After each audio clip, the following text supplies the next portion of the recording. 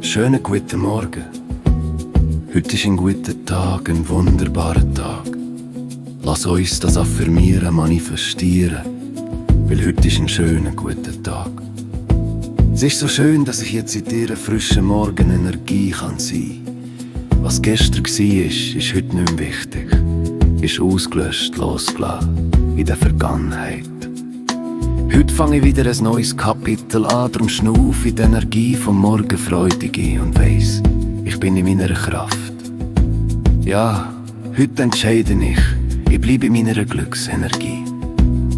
Egal was der Tag bringt, egal was von außen kommt, vielleicht wird Verkehr sein, vielleicht Lärm, vielleicht Herausforderungen. Ganz egal was kommt, ich entscheide schon jetzt. Ich bleibe in jedem Moment gelassen und in meiner Kraft. Ich bin aktiviert im Flow, in Resonanz mit meinem Inneren und mit dem Universum. Ich bin offen und kraftvoll und widerstandsfähig. Chancen und Möglichkeiten werden sich mir auftun. Ich bin im Anfangsmodus, ich spüre die Freude in mir hin und unendliche Positivität. Und sollte ich mal ein bisschen aus dem Gleichgewicht kommen, ist das kein Drama. Ich erinnere mich einfach daran, was wichtig ist. Schnaufen ein paar Mal tief durch und konzentriere mich wieder aufs Gute. Kein Problem. Ich finde zurück zu meinem Frieden, zu meiner Kraft und zur Glücksenergie. Jeden Tag wird ich besser und besser bei meiner Kraft bleiben. Ich weiss, das Universum hält schon alles, was ich mir wünsche, bereit.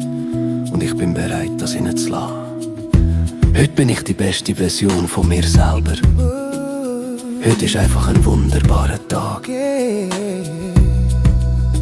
Ich wähle Glück, ich wähle Kraft, ich wähle Liebe, ich bin präsent, ich bin in Balance, ich bin in der Schwingung vom Frieden und Glück.